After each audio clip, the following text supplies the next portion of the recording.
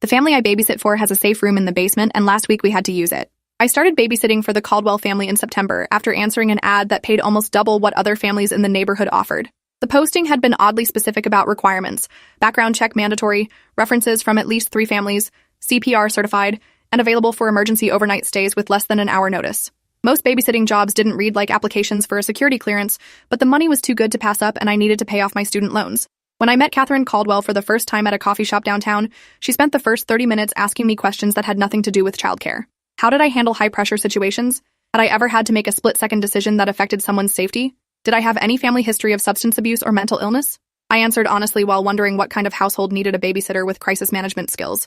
Catherine was in her late 30s, dressed in expensive but understated clothes, with the kind of carefully controlled demeanor that suggested she was used to managing stress. She explained that her husband Dominic worked in financial consulting and traveled frequently for work, sometimes internationally for weeks at a time. They had 2 kids, 10-year-old Finn and 7-year-old Iris, both bright and well-behaved according to their mother. The family had just moved to the area 6 months ago for Dominic's job, and they were still getting settled. Catherine said she worked from home doing something vague with data analysis and needed someone reliable who could handle the kids after school and some evenings. Everything sounded normal enough until she mentioned the house had some unusual security features I'd need to learn. She said it casually, like she was mentioning they had a tricky garage door opener, but something in her tone made my stomach tighten. I asked what she meant by security features, and she smiled in a way that didn't reach her eyes. She said we'd go over everything during my first day. The Caldwell house was in one of those new developments where every home looked vaguely the same, large and modern with perfect landscaping and 3-car garages.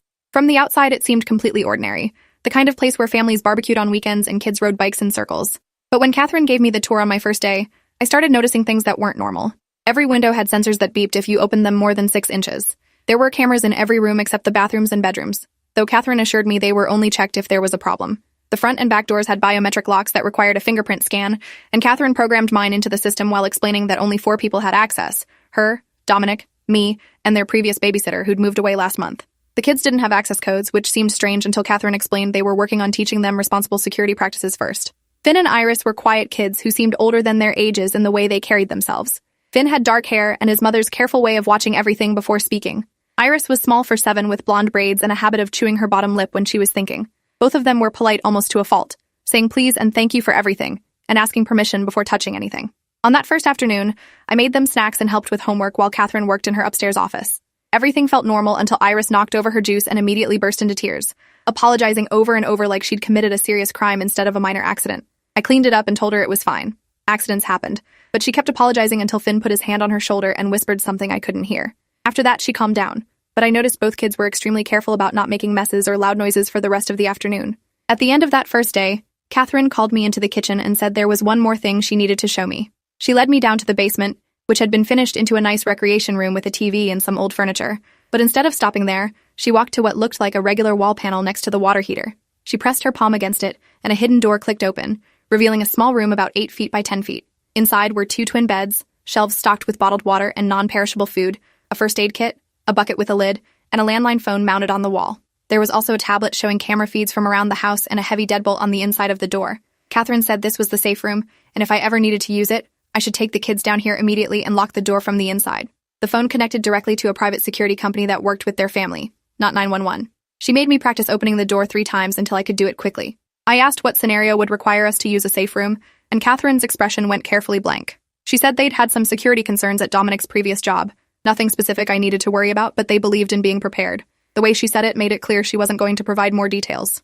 She made me memorize the entry code for the safe room door, 4 digits that spelled out SAFE on a phone keypad. Then she showed me how to check that the cameras were working and explained that if anything felt wrong, even if I couldn't articulate why, I should trust my instincts and take the kids to the basement. She'd rather have a false alarm than take chances with her children's safety. I left that evening feeling unsettled but telling myself that some people were just extra cautious. Maybe Dominic worked with sensitive financial information, and they'd received threats from disgruntled clients. Maybe Catherine had anxiety and needed the security measures to feel safe. I didn't let myself think too hard about what kind of threat would require a hidden safe room. Over the next few months, I fell into a routine with the Caldwell family. I was there Monday through Thursday from 3 until 8, and occasional weekends when Catherine had work deadlines. The kids warmed up to me slowly, and I learned that Finn loved astronomy and could name every constellation visible from our latitude. Iris was obsessed with marine biology and checked out massive books about ocean ecosystems from the library. Both of them were homeschooled until this year and still adjusting to regular school, which explained some of their social awkwardness. They didn't have many friends and seemed content with each other's company, playing elaborate imaginary games in the backyard where Finn was always a space explorer and Iris was always a deep-sea scientist. I never went back down to the safe room after that first day, and after a while I almost forgot it existed. The security cameras and fingerprint locks just became part of the background, no stranger than any other household quirks. Dominic came home from his trips every few weeks, and I only met him a handful of times. He was tall and thin with graying hair and the distracted air of someone whose mind was always somewhere else. He was polite to me but never chatty, usually disappearing into his home office within minutes of arriving. The kids lit up when he was home, following him around and telling him about school, but he always seemed vaguely uncomfortable with their attention, like he didn't quite know what to do with it. Catherine became more relaxed when he was there, some of the tightness leaving her shoulders, but she also watched him constantly like she was monitoring his mood. One evening when I was leaving and Dominic had just gotten back from a trip, I overheard them arguing in the kitchen. Catherine's voice was low but sharp, saying something about promises he'd made and timelines that weren't being met. Dominic responded that he was handling it and she needed to trust him. I left quickly before they realized I could hear them. The Thursday everything changed started like any other day. I picked up the kids from school at 3:15, and we stopped at the library so Iris could return her ocean books and get new ones. Finn wanted to check out a book about black holes that was way above his reading level, but I let him get it anyway. We got home around 4, and I made them apple slices with peanut butter while they did homework at the kitchen table. Catherine was upstairs on a video call, her office door closed. Everything was completely normal until around 5:30 when both kids suddenly went quiet and looked toward the front door. I hadn't heard anything, but they were both frozen with their pencils hovering over their worksheets. Then I heard it too, a car pulling into the driveway, which wasn't unusual except Catherine wasn't expecting anyone, and Dominic wasn't due home for another week. I walked to the front window and saw a black SUV with tinted windows parked behind Catherine's car. 2 men in suits were getting out, and something about the way they moved made my pulse quicken. The doorbell rang, and I checked the camera feed on the tablet by the door. The 2 men were standing on the porch, both wearing sunglasses even though the sun was setting. One of them held up a badge to the camera and said they were federal agents needing to speak with Dominic Caldwell. My mouth went dry because something about this felt wrong, but I couldn't articulate what. I called up to Catherine, and her office door opened immediately. She came down the stairs fast, looked at the camera feed, and her face went completely white. She grabbed my arm hard enough to bruise and said one word: basement. I started to ask what was happening, but she cut me off, saying there was no time to explain and I needed to get the kids to the safe room right now. Her voice had an edge of panic that made me move without thinking. I grabbed Finn and Iris by their hands and pulled them toward the basement stairs while Catherine went to the front door. Behind me, I heard her telling the men through the intercom that she needed to see proper identification and a warrant. The kids didn't ask questions as we ran down the basement stairs. They'd clearly been trained for this, and both of them were moving with the same focused urgency their mother had shown. I fumbled with the wall panel for a second before remembering the sequence, and the safe room door clicked open. We piled inside and I locked the heavy deadbolt while my hands shook. Through the tablet showing the camera feeds, I could see Catherine still at the front door talking to the men. One of them was holding up papers that might have been a warrant, but I couldn't see clearly enough to be sure. The other one was looking around the property with his hand resting on something at his hip. Catherine kept shaking her head and pointing at the papers, her body language aggressive and protective. Then more vehicles started arriving, 3 police cars with lights flashing and another dark SUV. Officers in tactical gear were spreading out around the house, and I felt like I was watching a movie instead of the camera feed from a family I babysat for. Finn was sitting on one of the beds with his arms around Iris, both of them quiet but clearly scared. I asked if they knew what was happening, and Finn shook his head, but something in his expression told me he'd been expecting this eventually. He said their mom told them there might be a day when people came asking about their dad, and if that happened, they should go to the safe room and wait until she came to get them. Iris whispered that dad was in trouble but wouldn't tell them what kind. She said they'd had to move 3 times in the past 2 years, and each time mom said it was for dad's work, but she and Finn had heard them arguing about it late at night. I sat down on the other bed and pulled out my phone to call 911, but Finn said we weren't supposed to do that. He pointed to the landline on the wall and said we only used that phone. Only called the number mom programmed into it. I picked up the receiver and it automatically dialed, connecting to someone who answered with a security company name I didn't recognize. The woman on the phone asked for my access code, which I didn't have because Catherine had never given me one. I explained who I was, and that Catherine had told me to bring the kids to the safe room because federal agents were at the house. The woman's voice became very crisp and professional, telling me to stay on the line while she contacted Mrs. Caldwell. I could hear typing in the background and other voices having conversations I couldn't make out. She came back and confirmed that the situation was being handled, and I should remain in the safe room with the children until Catherine or Dominic came to get us personally. Nobody else. If anyone else tried to open the door, even someone claiming to be police, I was to refuse and call this number again immediately. She asked if we had everything we needed, and I looked around at the supplies stocked on the shelves. We had enough food and water for several days if necessary, though the thought of being trapped down here that long made my chest tight. I told her we were fine, and she said someone would update me within the hour. On the camera feeds, I watched police officers entering the house now, Catherine standing aside with her arms crossed and her face like stone. They were searching systematically, opening closets and moving furniture and photographing everything. One officer came down to the basement, and I held my breath as he looked around the recreation room, but he didn't seem to notice the hidden door to the safe room. The wall panel was designed to blend in perfectly, and unless you knew exactly where to press, it just looked like part of the finished basement wall. After about 40 minutes, the officers started leaving, carrying boxes of papers and what looked like computer equipment. Catherine was talking to someone who appeared to be in charge, a woman in a navy blazer who kept gesturing at paperwork. I couldn't hear what they were saying through the cameras, but Catherine looked angry and scared in equal measure. Eventually, all the police vehicles left except one, and an officer stayed posted at the front door. The federal agents drove away in their SUVs, and the house became quiet.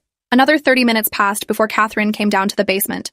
I watched her on the camera feed as she walked to the wall panel and pressed her palm against it. The door clicked open, and she stepped inside, her face exhausted and older-looking than it had been a few hours ago. She sat down heavily on the bed next to Finn and pulled both kids into her arms, holding them tight without saying anything for a long moment. Then she looked at me and said she owed me an explanation. She explained that Dominic had been working as a forensic accountant for the past 15 years, investigating financial crimes and money laundering for various corporations. 2 years ago, he'd uncovered evidence of a massive fraud scheme at a company where he'd been consulting, millions of dollars being funneled through shell corporations and offshore accounts. When he reported it, some very powerful people became very interested in making sure he couldn't testify. There had been threats, incidents that the police called coincidences, but Catherine knew weren't. A car following them for weeks. Their home security system being mysteriously disabled. A break-in at Dominic's office where only his files were taken. Catherine said they'd entered something like witness protection, though not official WITSEC because Dominic hadn't been subpoenaed yet. A private security firm helped them relocate multiple times, setting up new identities and secure housing. The safe room wasn't paranoia. It was a necessary precaution based on credible threats. She'd hoped they were done running, that this house would be their permanent stop, but apparently the investigation had accelerated, and federal agents wanted to bring Dominic in to testify immediately. He was currently in protective custody at an undisclosed location, which is why they'd come to the house looking for him. Catherine had refused to tell them where he was until she could verify everything was legitimate and her family would be protected. The officer still outside was there for our protection, supposedly, though Catherine seemed skeptical about how much actual protection one local cop could provide against people who'd already proven they could find them multiple times. She said we'd need to stay in the house tonight while she figured out next steps, but tomorrow we might need to move again. The kids took this news with a calmness that broke my heart. They'd clearly been through this before, uprooted from schools and friends and homes without warning. Iris asked if they'd be able to finish the school year, and Catherine couldn't promise that. Finn wanted to know if Dad was safe, and Catherine said yes. He was surrounded by federal agents and in the most secure location possible. I sat there trying to process that I'd somehow ended up in the middle of a situation involving witness protection and federal investigations. I asked Catherine if I should leave, if my being here put them at additional risk, but she shook her head. She said I was already involved now, and honestly, she needed the help. She couldn't watch the kids and handle all the security logistics and communicate with Dominic's lawyers at the same time. She'd pay me triple my normal rate for however long this situation lasted, and if I wanted to back out, she'd understand completely. But something in her face, the desperation and exhaustion and fear for her children, made it impossible to walk away. I told her I'd stay. That night, we slept in the safe room, all four of us cramped into the small space. Catherine had brought down blankets and pillows, and she set up the tablet to rotate through all the camera feeds. Every hour or so, I'd wake up and see her sitting on the floor watching the screens, her phone in her hand and dark circles under her eyes.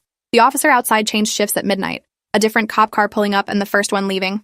Catherine watched this on the cameras and made a phone call I couldn't hear, presumably to the security company to verify the shift change was legitimate.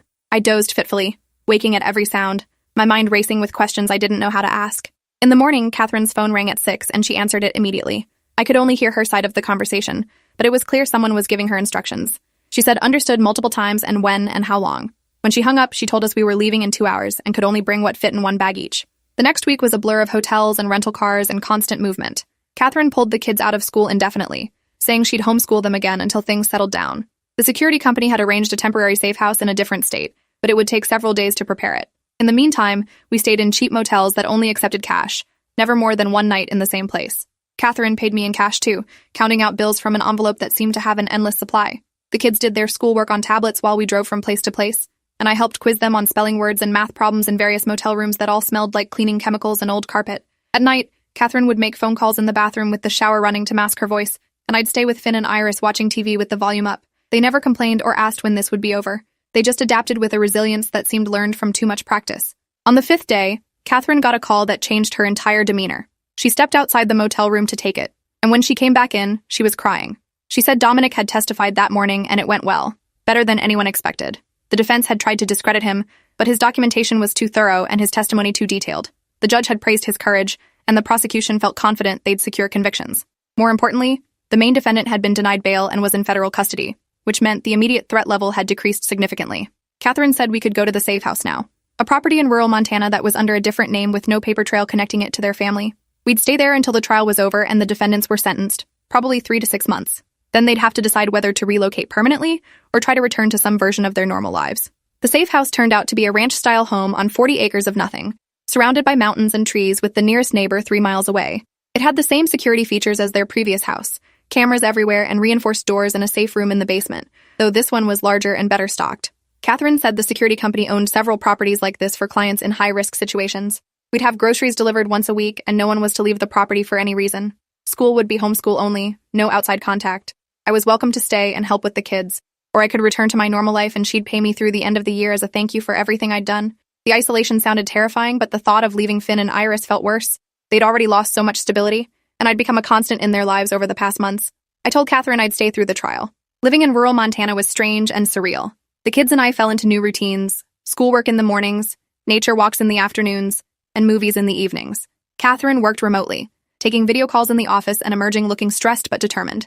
Dominic was still in protective custody somewhere else, and they could only communicate through secure channels monitored by the FBI. Catherine let the kids video chat with him once a week, and both children would cling to the tablet like they could reach through the screen and hug him. Dominic always tried to sound upbeat and normal, asking about their schoolwork and telling them he loved them, but you could see the strain in his face.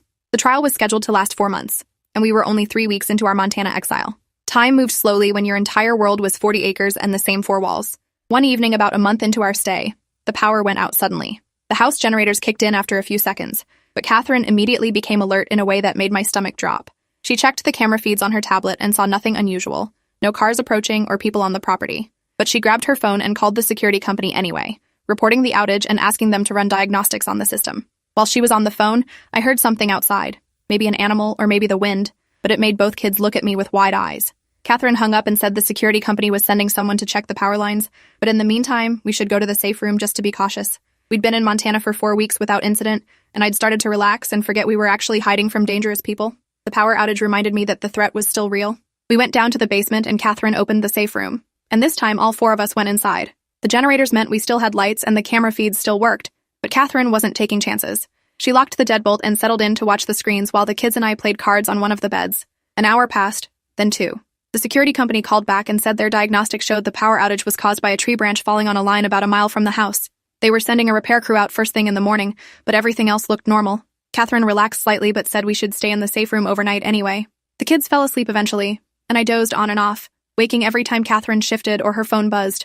Around 3 in the morning, I woke up fully and saw her staring at the camera feed from the front driveway with her phone pressed to her ear. She was whispering urgently that she saw a vehicle approaching without headlights, and yes, she was sure it wasn't the repair crew because they weren't coming until morning. On the screen, I could see a dark pickup truck rolling slowly up the driveway, and my heart started hammering. Catherine ended her call and told me to wake the kids quietly.